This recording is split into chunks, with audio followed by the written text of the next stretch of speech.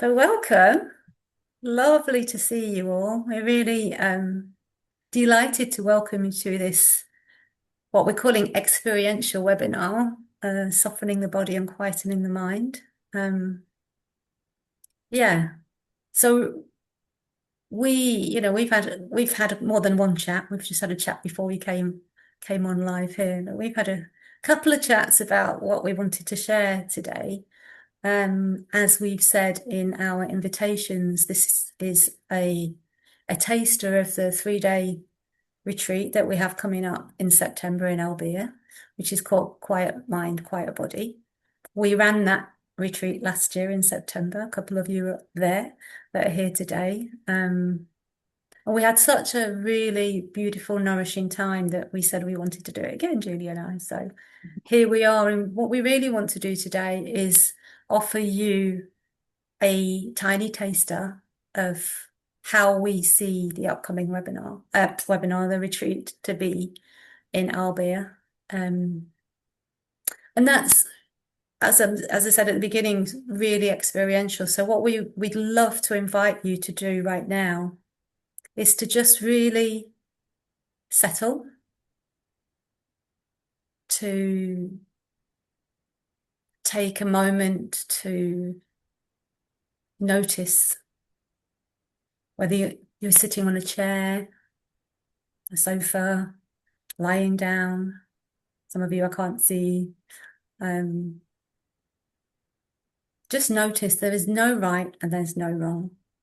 We're just inviting you to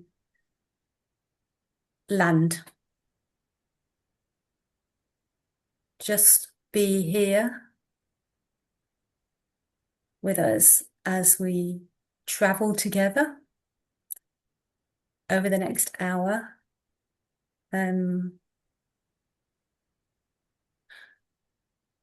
notice what's present for each of us as we go through pointing, experiencing, being.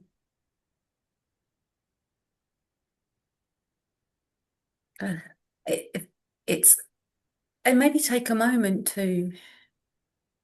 of appreciation to yourself for accepting the invitation to be here for this hour. Not everybody has given themselves permission to do that, so we're here. So let's really be here.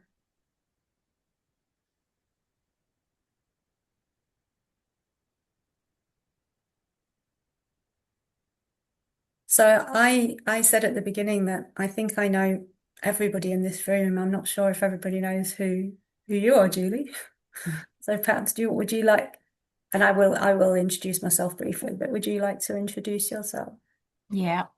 So I'm Julie McCammon. I live in Northern Ireland and I'm a physiotherapist. I've been working as a physio for over 35 years. And then through my own health struggles, with like chronic fatigue, fibromyalgia type symptoms, I sort of accidentally came across a technique called myofascial release. And I went to train in that, and that has really totally blown my mind just to the whole mind body connection. And it really shifted and changed the way I work. And then I came across the three principles about 6 years ago through my husband, Peter, who's a coach. And again, that just really confirmed to me that we are a mind, body, and soul, or mind, body, spirit, whatever word you want to use, and that you can't really separate the mind from the body. And that has really informed the way that I now work with my clients with a bit of a combination of hands-on body work and a mind body coaching, I call it, but it's really sharing the three principles. So yeah, that's me in a nutshell. Very sweet nutshell. Thanks, Julie. And just very, very briefly, as I say, I think, and I know you know my history and history doesn't really matter, does it? But I came across the principles. I think everybody in this room knows what we're referring to when we talk about the principles. Um, Back in 2010, and yeah, it really shifted something for me. I look back and can see it was a real resonance, because what on the surface looked like an understanding, and it had me keep revisiting and listening to the same message over and over again. Now I realize that was it was a resonance. Something in me was just being called to keep listening, to keep just hearing over and over, hearing the same message, but hearing it differently. And I think it was something that was going deeper and deeper for me.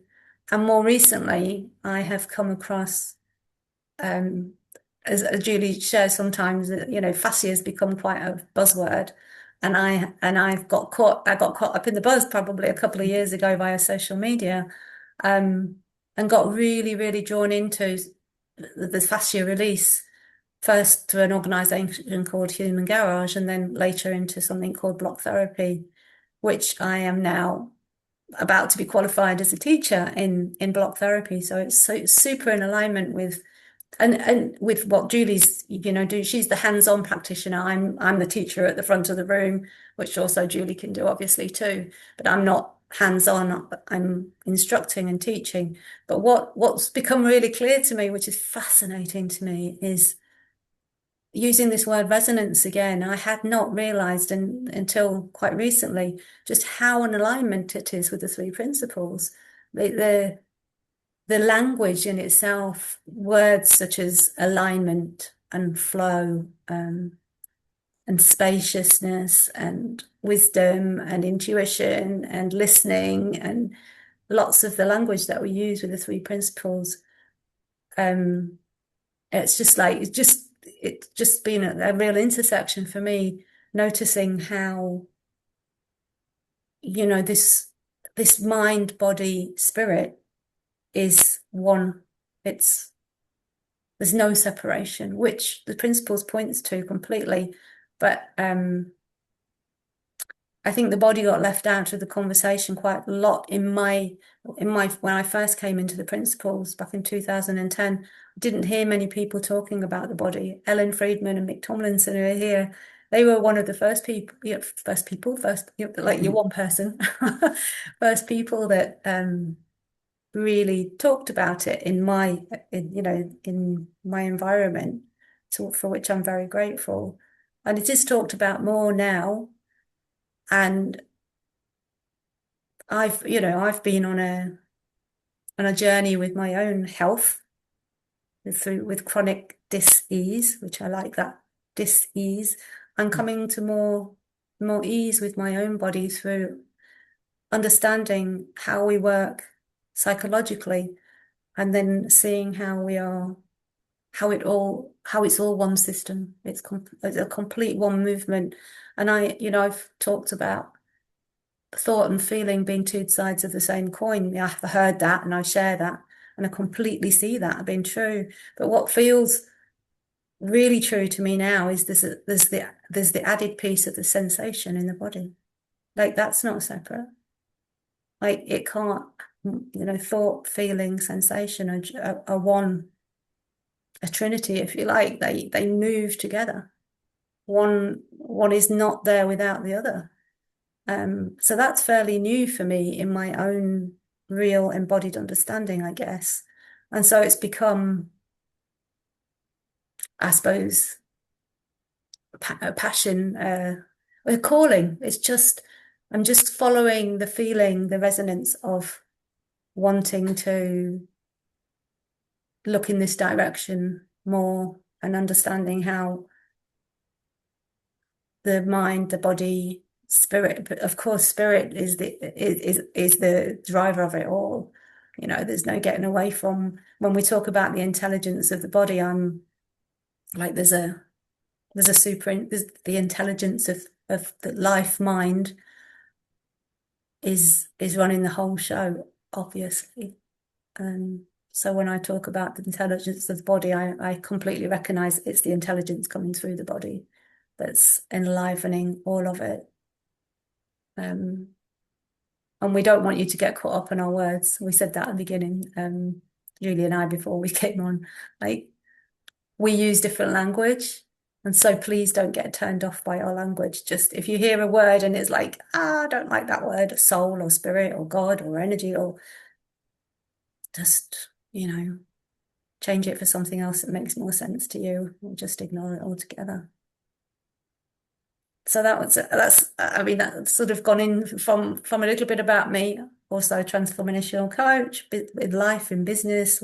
Been working with people for many years. But clearly, I'm being drawn in this direction of the mind body exploration and how it all works and how we can be with that in a way that is gentle, because there's nothing for us to do here.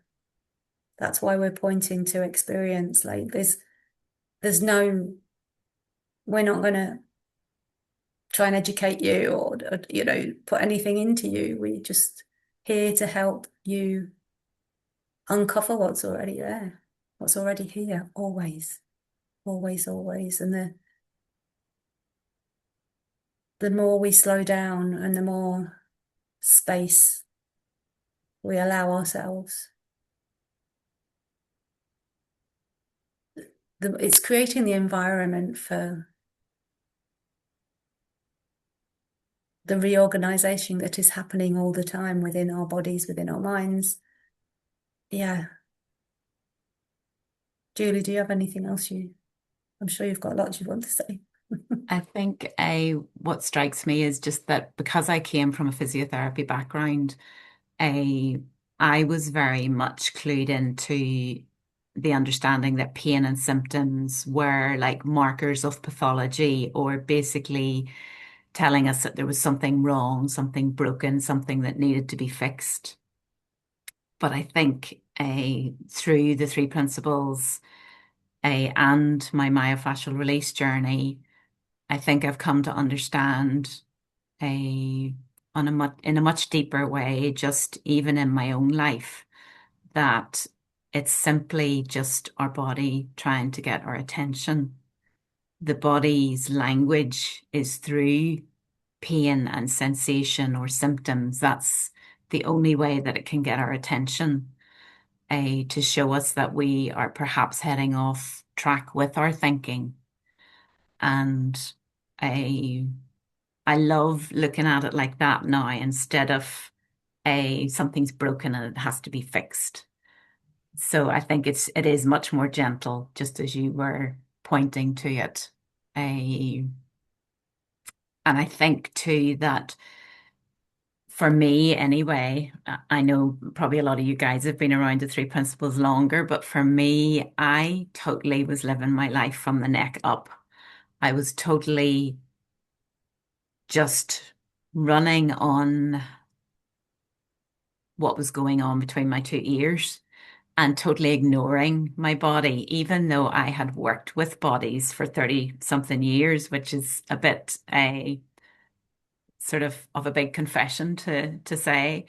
But I was oblivious to how to actually come out of my head and into my body to really listen and just to be aware of pockets of tension or bracing in my body.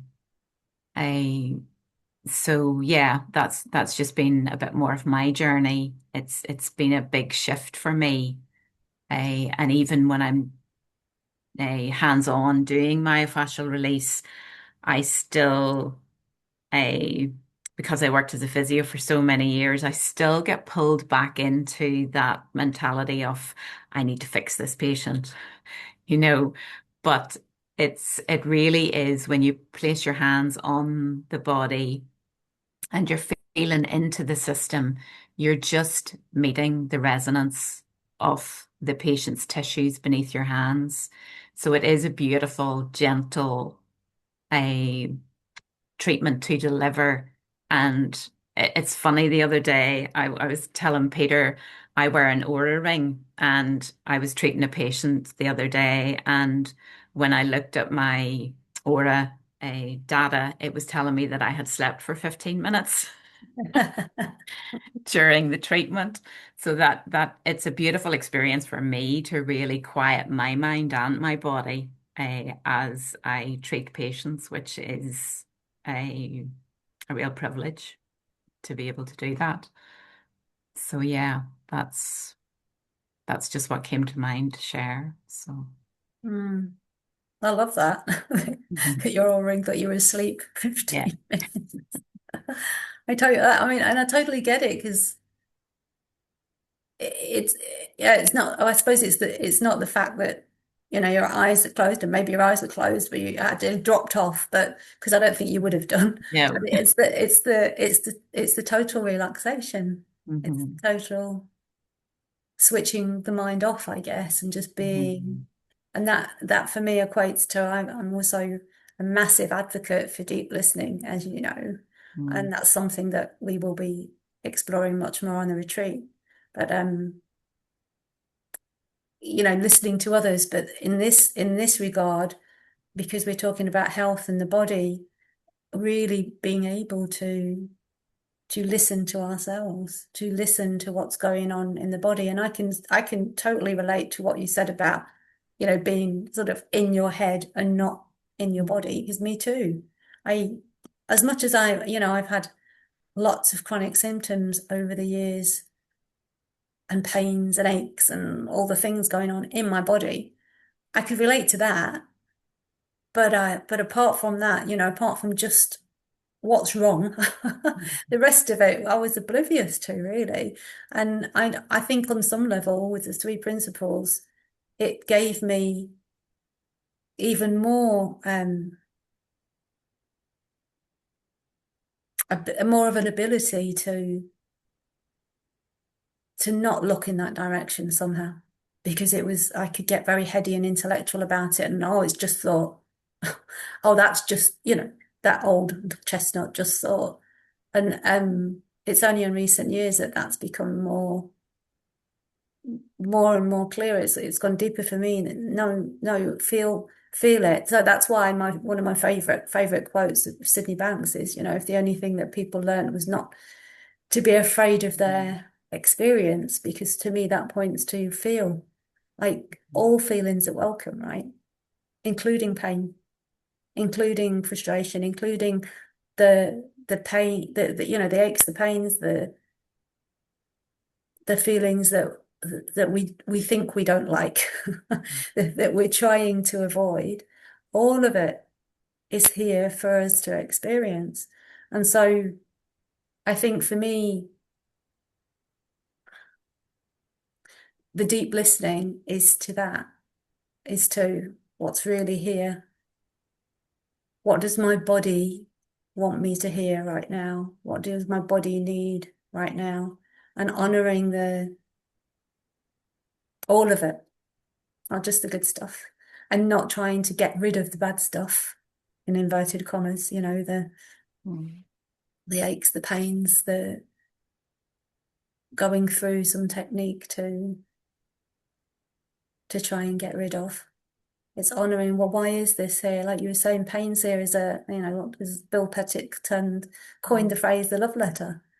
Yeah. What if it really is a love letter? What if it really, really is here to love us and say, hey, come this way, come this way. Look, I've got something for you. Come see. What if that's true?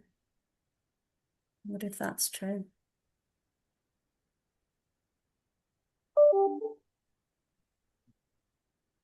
I need to switch my emails off. Hmm.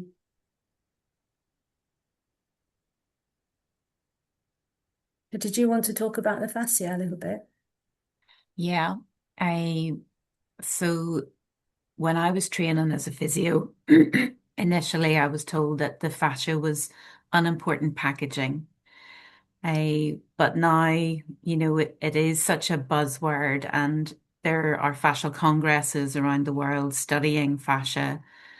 A, and it's really, the bottom line is really that it is the life force of every cell in your body, that every single cell in your body, even through the bones, a, is surrounded by fascia. So it basically looks, when you put a high-powered microscope into the body, it looks like a spider's web.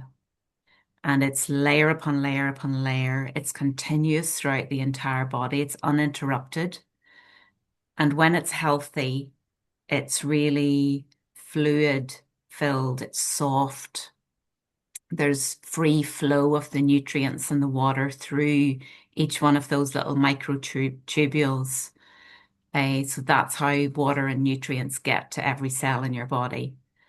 But through trauma, which can be either physical or emotional, that flow is interrupted. The fascia starts to become more sticky, more solidified, and it's incredibly strong. So it also creates a huge compressive force through your body when it becomes more solidified. So that really sort of causes a lot of compression through your joints, your pain sensitive structures, your organs. And I was sharing with Sheila that during my training, I attended the clinic, John Barnes's clinic in Sedona, and I had 3 weeks of intensive treatment. That was part of my training because I think that's the best way to learn it when you're actually experiencing it. And at the start of the 3 weeks, they measured my height. And at the end of the 3 weeks, they measured my height, and I had grown 2 inches. So it just shows you how incredibly strong it is and how compressive it is. And you see older people getting sort of shorter and smaller, and it's not purely because of osteoporosis. It's very often because the fascia just is getting drier and dehydrated and becoming more and more compressive. I, but yeah, through a the myofascial release or the block therapy, that's just helping basically to rehydrate and soften and release those restrictions in the fascia. Because if you have one restriction, like say, for example, you have an abdominal scar from surgery, because the fascia is continuous from your head right down to your toes, if that has got very tight and compressed in and around that scar, it's like a pluck in a woolen jumper. You know, if you pull a bit of a thread in a woolen jumper, it starts to pull through the rest of the jumper. And that's basically exactly the same with the fascia. So it only needs to have one little area or one pocket of a fascia that has become more solidified, and then that creates a drag and a pull through the rest of the system. So an abdominal scar can cause shoulder pain or jaw pain. You know, it's incredible because it's all connected. Mm. I also see it as, I mean, it's fascinating. So I was speaking to a friend this morning and she was asking me questions about, well, what if the something on the left, does that mean it's all about the right and it's the left and it's the right? And I was like, I don't think we don't know really. I mean, that's the fascinating piece about it. We can make guesses, but it could be because fascia goes from the top of the head to the tips of the toes. You can pull on it one place and it gets pulled out the other place, and we don't honestly, you cannot know for sure what's out of alignment. Sometimes I guess as a hands-on practitioner, perhaps you can feel that, Mhm. but it's just unbelievable. But I also think fascia is I mean, it's a communication highway as well, isn't it? It's absolutely communicating because it's in every single cell of our bodies. It's communicating between bones, organs, nervous systems. It is highly, highly intelligent. And the fact that they used to think it was just filler, Mhm. that's how wrong we can be about how we work as human beings. Now we're coming to understand it's like it's the thing that communicates with every single cell in our body. And without this fascia system, bones and organs would just be a heap on the floor, right? It was just they wouldn't be able to function. So the idea of this being a listening system as well, I'm so big on the listening piece. But what if fascia is listening? It must be. It must, listening to thoughts, listening and communicating to all our system. It has to be. It's highly, highly intelligent. And so it's feeding backwards and forwards, letting the system know whether it needs to go into protection mode, which you talked about, you talked about bracing, and it hardens and stiffens and gets dry because it goes into protective mode. And it's totally innocent in the same way that, the mind goes into protective mode in repetitive thinking, busy thinking, overthinking, worrying. It's all innocent, and it's totally in service, in wisdom. We're being protective. And the idea of creating space for the fascia to be able to release, as you said, compressing the fascia, which we will be doing on our retreat. There'll be, we're doing hands-on self fascia release, as well as conversing, exploring how we work, and what very personal to each one of us. We'll all also be doing this self-release fascia work, which, in my experience, I've been practicing this self-fascia release for a couple of years now, is incredibly intuitive. It heightens intuition, it heightens relaxation, it heightens me knowing me, if that makes sense. Like coming to be much more in alignment with what I want, what this system wants, instead of overriding it with what I think I should be doing. Um, or a good idea that I've heard about nutrition or exercise, or it's like I should be going to the gym 3 times a week. I should be lifting this weight. I should be, all these shoulds. It's like, no, what does this body want right now? And it tells me. It's a beautiful thing. It communicates through, yeah, through being still. And that's part of the practice, is that. Yeah, I, I think during treatment or when I'm teaching people how to release their own fascia, I really encourage them to come out of their head and into their body. And I was blown away with the different bracing patterns that I had in my body that I was oblivious to because I was living from here up, and not paying any attention to my body. But then with awareness comes choice. So as soon as you soften enough to become aware of where you're holding tension or bracing in your body, then you have the choice to keep doing it or to soften and let go. So it's quite different. It's not like stretching. I I always struggle to treat patients that are very into their fitness because they are used to forcing the system or, really doing a stretch aggressively. And it's very different. It's more about letting go of the tension that's there in the first place. And it's a big shift to get your head around if you're used to working another way. But yeah, it is just about once you're aware of where you hold tension deep inside your body, because we never explore deep inside our own bodies. So that's why we tend to not be very aware of those different pockets of tension or tightness deep inside.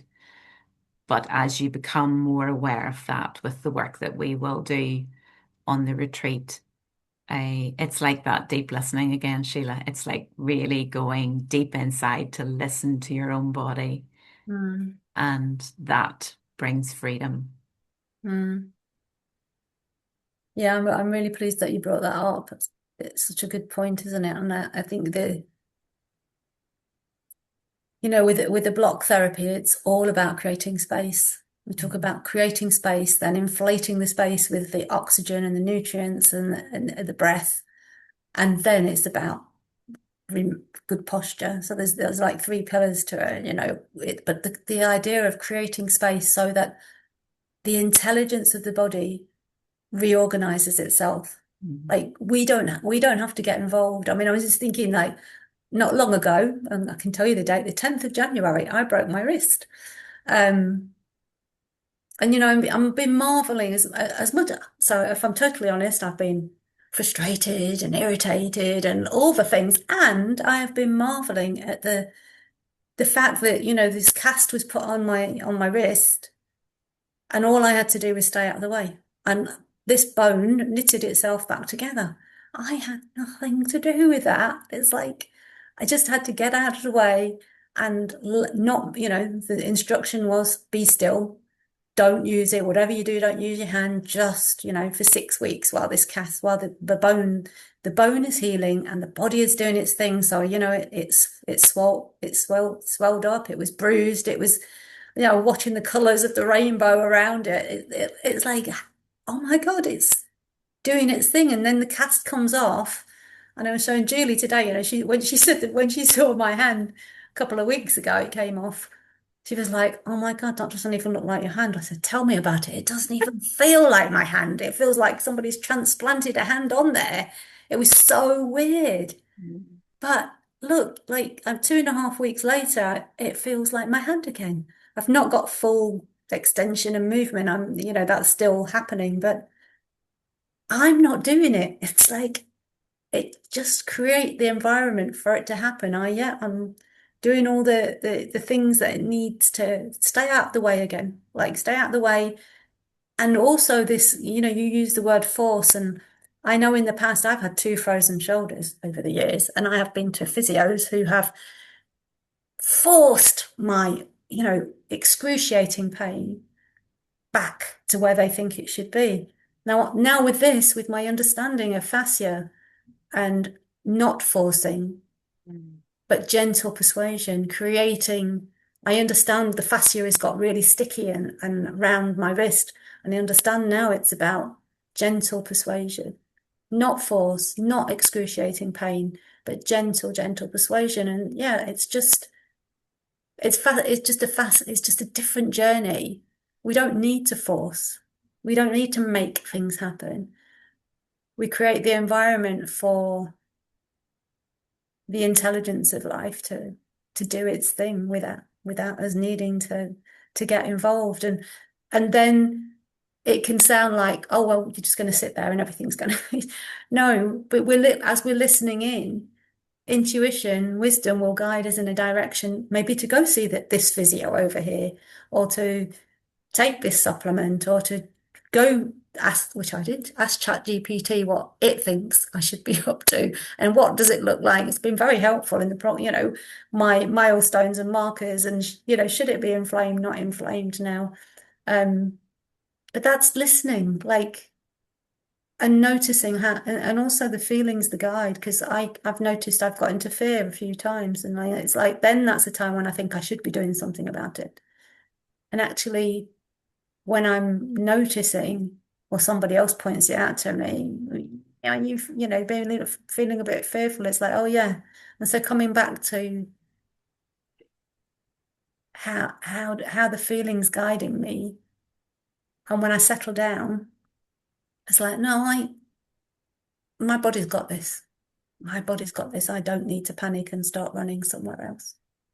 So it's that being at ease with how it is versus the dis-ease, which I still really, really like that, with a hyphen, Mhm. dis-ease.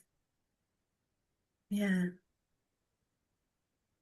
So we wanted to invite you into a little meditation that Julie's going to take us through. Unless there's something you wanted to add, Julie, that No, that's it's good. yeah, so hand over to you. Okay. So yeah, when I was thinking about tonight and thinking about writing a little meditation, it's really just to create space for each of you to sit in the quiet. Because if you're anything like me, I know I should do it more often, but I just get distracted with scrolling and lots of different things seem to take priority. I, so yeah, we're just gonna spend a little bit of time now, just 5 minutes really. And I'm just gonna guide you through just with my words. And as Sheila said, don't get attached to my words. It's just really to help facilitate a little bit of space and a little bit of quiet for each of you. So you feel free to turn your camera off if you want, or to close your eyes, or lie down if you have that availability. So I'd like you to close your eyes and bring all your attention to your breath, letting it gift you peace. Be in the quiet.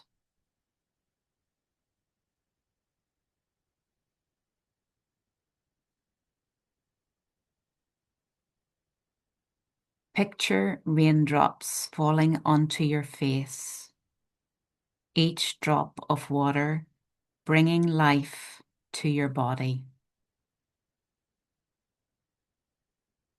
Sometimes we are afraid of the quiet. We feel like running away from it. But I want you to try and trust this quiet.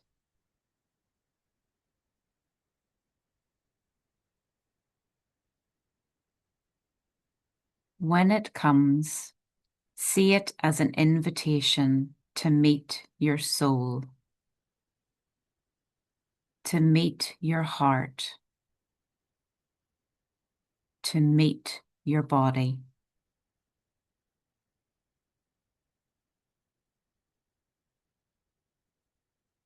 This fear is but the deep soul's ache of a self once lost, calling for a way home. When we get caught up in the personal mind, in our thoughts and thinking, it overlooks and tramples the wisdom of the body. We can't think our way back into our body. We have to feel our way back home. Do not fear yourself or anything inside of you. Trust the love and kindness of your being, knowing that on the other side of the discomfort is a pool of unconditional love. Reach deep into the densest part of your avoidance and wait as the heart finds its way to you. Simply stay in the quiet, one moment longer than you think you can, and then one moment more.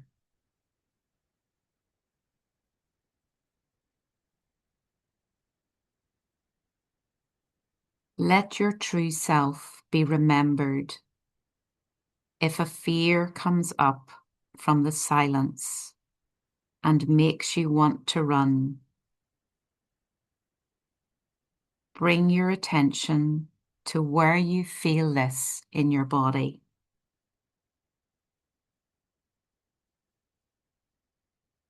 Scan from your jaw right down to your toes, bringing awareness to those pockets of bracing and tension held deep inside your body. Choose to soften and let go. Unclench and melt like butter.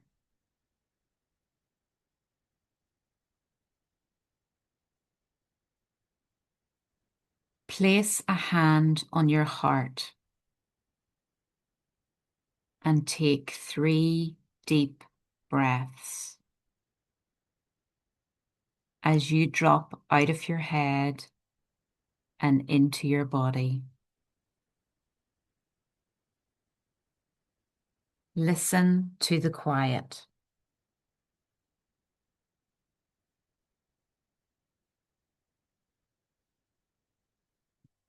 Travel deep inside your body, the seat of your soul.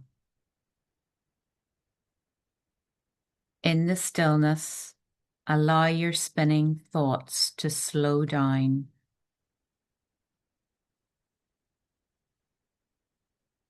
In the silence, trust you are going to be okay. In the peace, there is a knowing that things have a way of working out.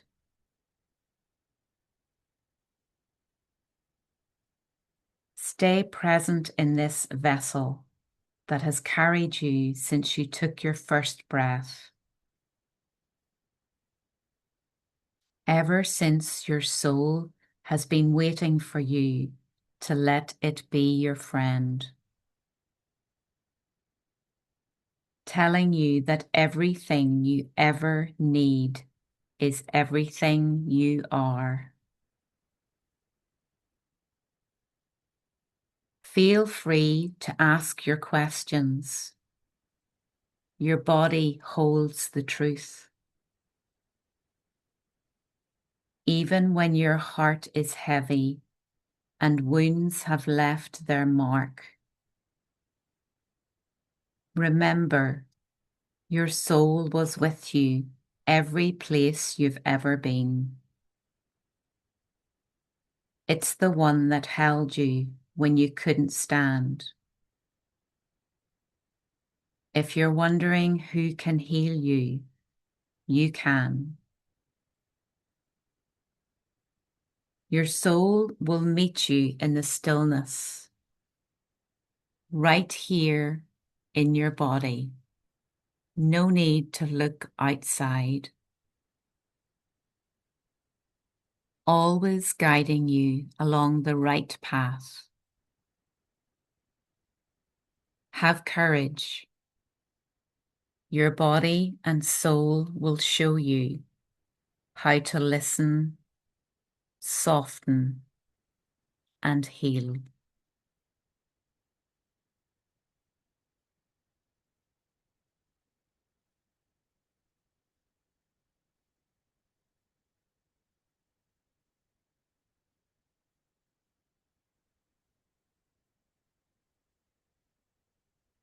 So just slowly come back into the conversation now.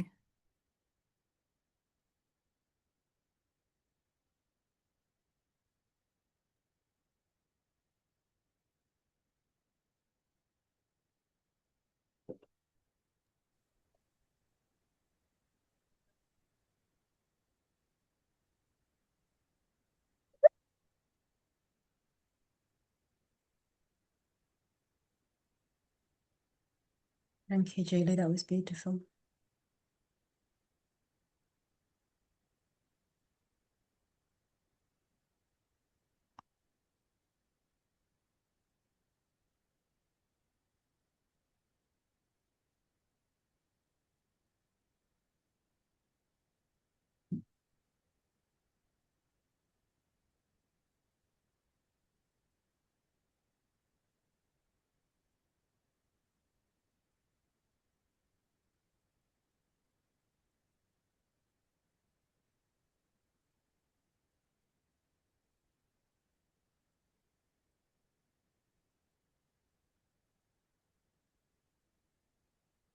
Mhm.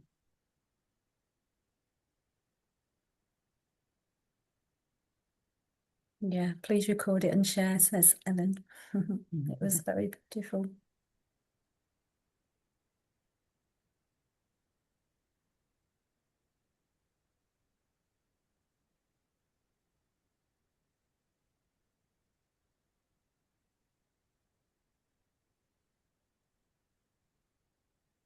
If there's anybody that would like to share what feels different now compared to the beginning, and there's no right experiences, just what you noticed. If you want to write in the chat, feel free. Or yeah, Ellen. The depth of relaxation just continues to astound me how much more there is, especially that one. And I was reminded as I decided to lay down, and I was reminded of I had the honor of being with Jules for just a 1-day workshop about 6 weeks ago. And I entered that workshop with some symptoms that I've had for 10 years now, coming to visit.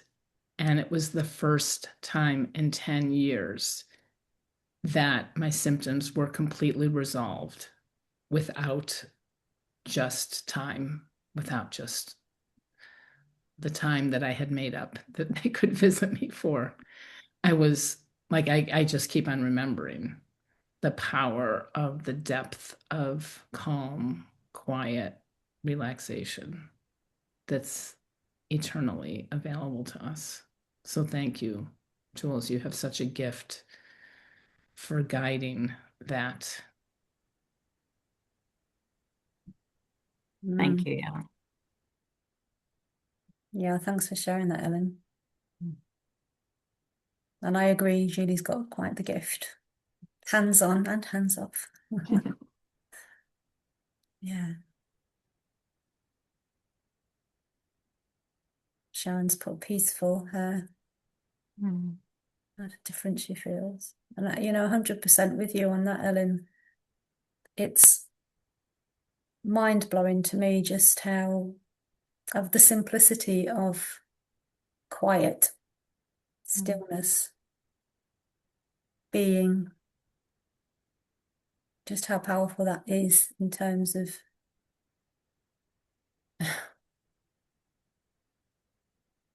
I suppose healing. I don't even know if that's true, but wellness, a feeling of wellness, I guess that's for me, that. Oh, uncovering the well-being that's already there, I guess that's what it is. The wellness, the feeling of it's all okay, even with the symptoms, even with the pain, even with the anxiety, even with, it's okay. That's what we're pointing to here. That's been my experience. Anybody else have anything they'd like to share? Well, I would like to just quickly say, lovely to see you. I've had various visitors appear. We're due out the door at 7 o'clock, so I'm going to listen to the recording for the lovely meditation because what I wanted to say was when I came to the retreat last year, I love all those sorts of things anyway. I love Sheela. It was a wonderful opportunity to meet you, Julie. But it was so, I don't know how to say it. It was so unexpectedly powerful in its totality and different sessions for different people. But I think the culmination of the morning and the afternoon, and then sort of that exercise we did, as you know, anyone who was there would know, I had such a powerful experience, like a breakthrough of emotion.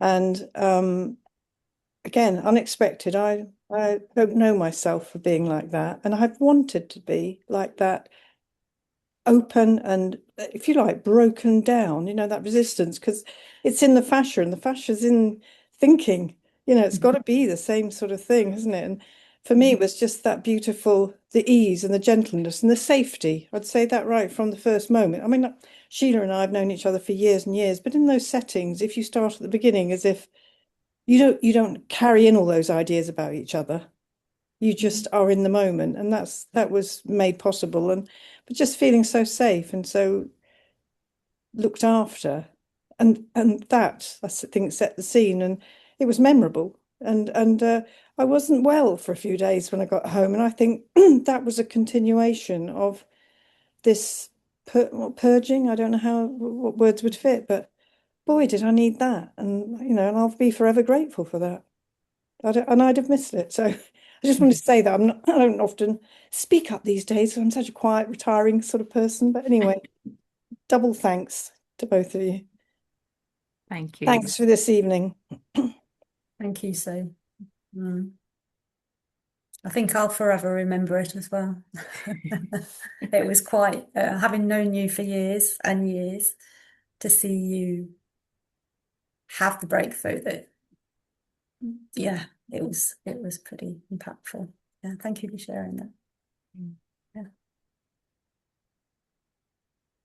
And of course, it's different for every single one of us, right? We're all different, and we're all in different spaces and different places. And so, given we're on the last 5 minutes, if something here has resonated, I'll use that word again because I think it's so important, that's how we know if something is for us or not for us. Like don't use your head.